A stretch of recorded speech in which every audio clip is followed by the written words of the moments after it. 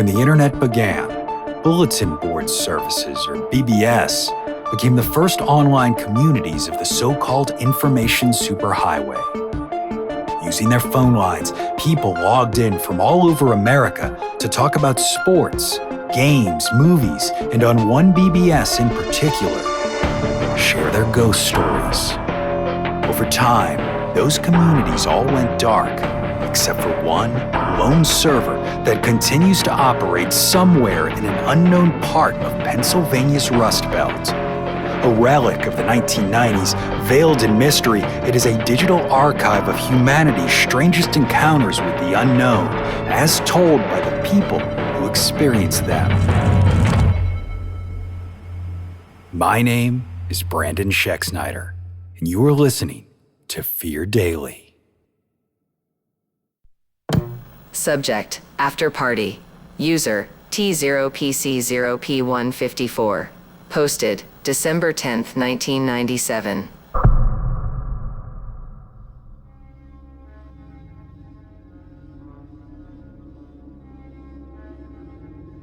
Name's Officer Terry Monroe, badge number 14322, Montcalm County Sheriff's Office.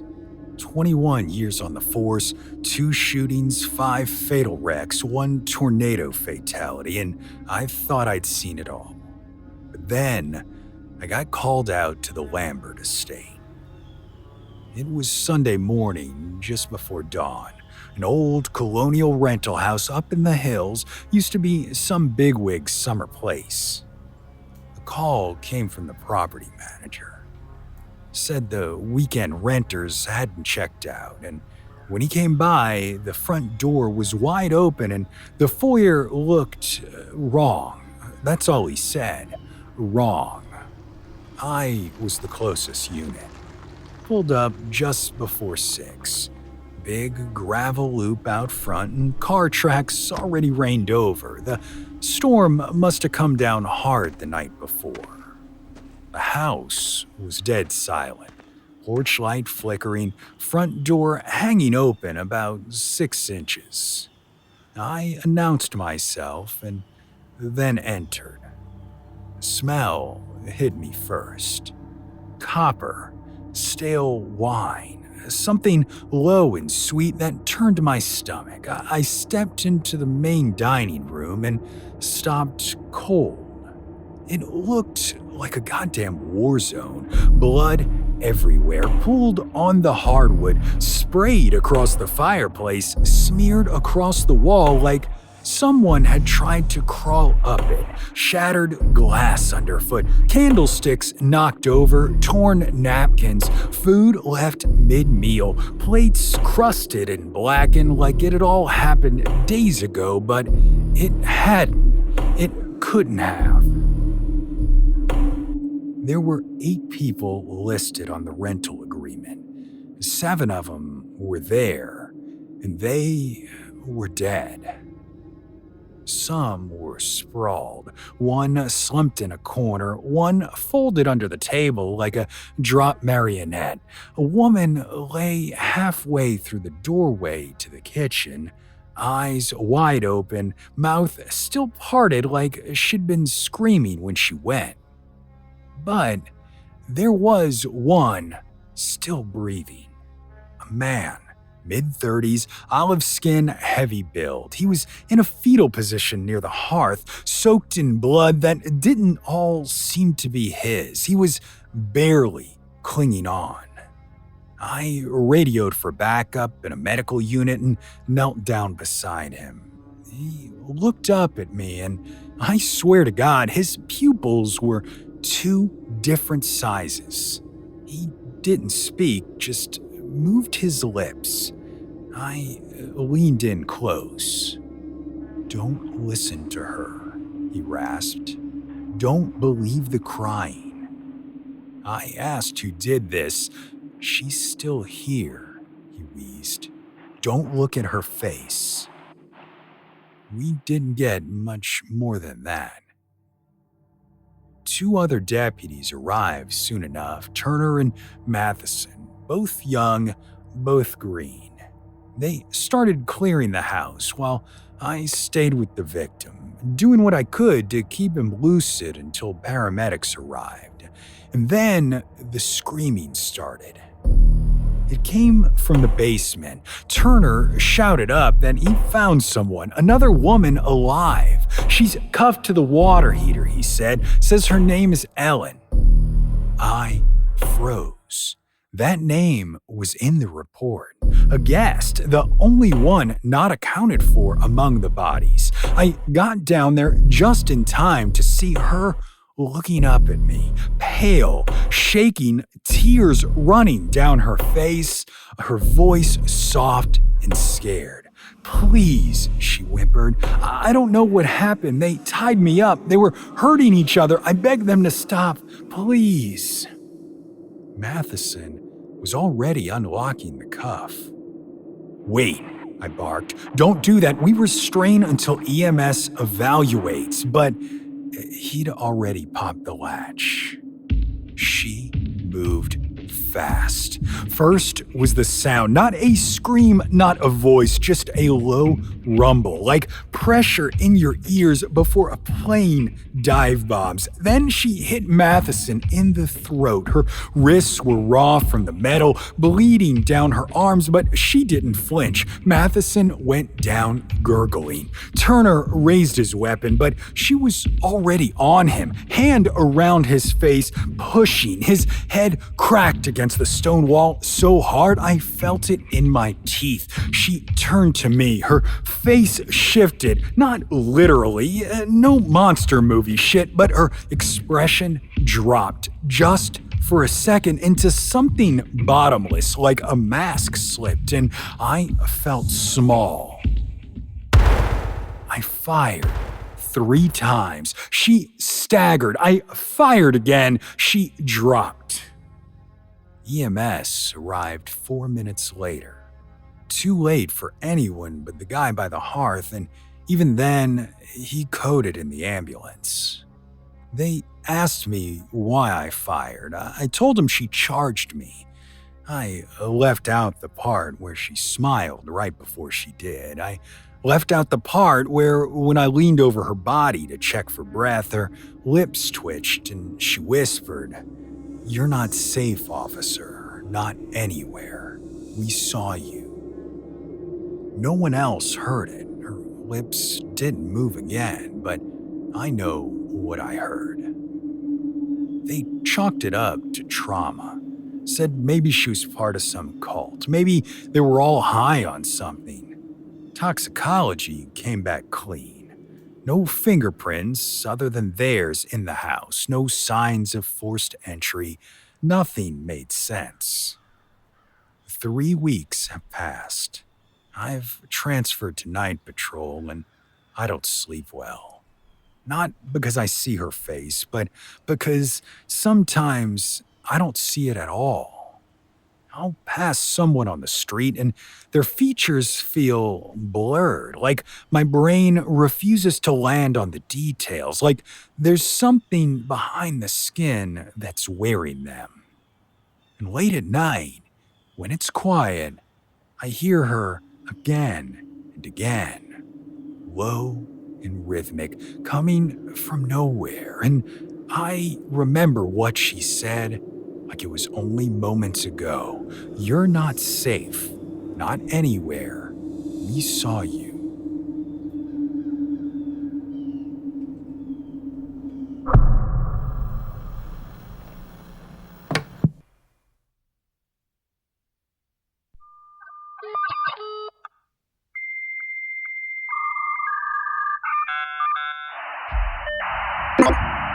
Subject, Under the Eclipse. User, 5RPLAN22. Posted, September 4th, 1996. My Uncle Chris used to be a cop in a small town here in Pennsylvania. I can't say exactly where, but it's a quiet place with the usual amount of small-town crime, domestic violence, break-and-enters, property damage. Nothing particularly remarkable ever happened within the city limits. Outside the city limits, however, something strange has been happening, off and on for years, and It eventually convinced him to leave the department. To this day, the police station in Chris's town still gets reports from local hunters and farmers about hooded figures walking around the forest in groups. It happens less now, I'm told, but it still happens. They're never doing anything obviously threatening, but everyone who sees them eventually ends up freaking out and calling the cops. There's just something about these guys that makes people hit the panic button. Sometimes, folks also find what look like altars or ceremonial sites out in the woods, and we're talking way out there, 5, even 10 miles into deep bush. I live about 45 minutes away from this place, have never seen them, and would like to keep it that way. When Chris had his run-in with them, it was December 30th, 1982. I know the specific date because it happened during the lunar eclipse, which I don't think was an accident. Chris was on patrol and responded to a call from Mr. Avolio, who owned a rural property outside of town. I don't know exactly what time the call came in, but the partial eclipse had apparently begun. When Chris got to the property, Mr. Avolio told him that groups of these hooded men had been walking up and down the tree line near his property. They had been carrying torches and seemed to be placing objects. Mr. Avolio couldn't say exactly what those objects were, but the whole experience was frightening his family and disturbing his animals.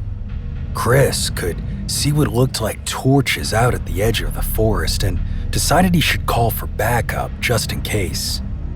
After radioing into dispatch, he walked across the field to find a group of 8 men wearing what appeared to be robes and carrying literal torches.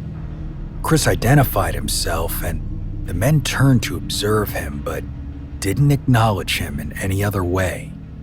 They just stood there, torches in hand, watching him. Chris was and is a big guy who can throw down with the best of them, but it's a last resort. Besides, as he always says when telling this story, 8-on-1 is a fight you only win in the movies. He tried reasoning with the men to get them to move along. Not one of them spoke. According to Chris, they didn't so much as move a muscle. A creeping fear set in, and he suddenly regretted not waiting till his backup had arrived. It was shortly after this fear manifested itself that the strangest thing happened. Chris says one of the men began speaking to him in a way he said both hurt and felt good to listen to. He cannot recall what the man said to him, just that it sounded like it was coming from over a broken radio or something like that. However he did it, the man convinced my uncle to let them all walk away without providing any identifying information. All Chris remembers is the men fading out slightly. And then he came to with Peter and Craig, his backup, trying to get his attention. Up to 10 minutes had elapsed, but he has no memory of what happened or where the men went. There wasn't much time to deal with whatever had happened to Chris, however, as they heard shouting from inside the house. Mr. Avolio had had some kind of seizure and needed immediate medical attention. Given the distance from the ambulance station to the property, Mr. Avolio's odds were better if the officers took him directly to the hospital in a patrol car, so together they loaded him into Craig's cruiser. Once it taken off, Chris and Peter went back out to search the tree line for the men, but they were long gone. Mr. Avolio was okay, as it happens. The doctors never could figure out what had gone wrong, and he was sent home the next day. Chris has never been a believer in ghosts or stuff like that, and so far as I know, that hasn't changed. He believes the men somehow hypnotized him or drugged him that night. He wrestled with it for a long time. Something about the total loss of autonomy really got into his head, and he resigned without warning in the summer of '83. He's lived in Portland, Maine, working on fish boats ever since. never comes back here anymore, so if you want to see him, we have to go out east, and if you want to hear this story, you have to get him really, really drunk. A friend of mine works as dispatch at Chris's old detachment, and those calls still come in. They're less frequent now, so either the men got bored or whatever it was they were trying to accomplish out there in the trees is done, and now they just have to make sure they maintain it. If that is the case, I don't even know what it would be, but thinking about it makes me queasy. Maybe it's better not knowing some things.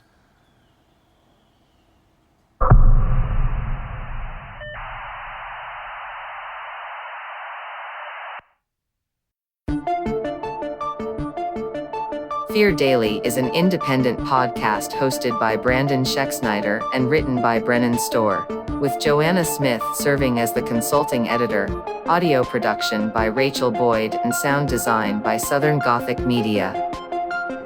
This podcast is a work of fiction. Names, characters, places, and incidents are either products of the author's imagination or are used fictitiously. Any resemblance to actual persons, living or dead, or to real events or locations, is entirely coincidental. Ad-free versions of Fear Daily are available now on your favorite podcast apps. For more information, visit feardaily.com. But move fast, before the server goes offline.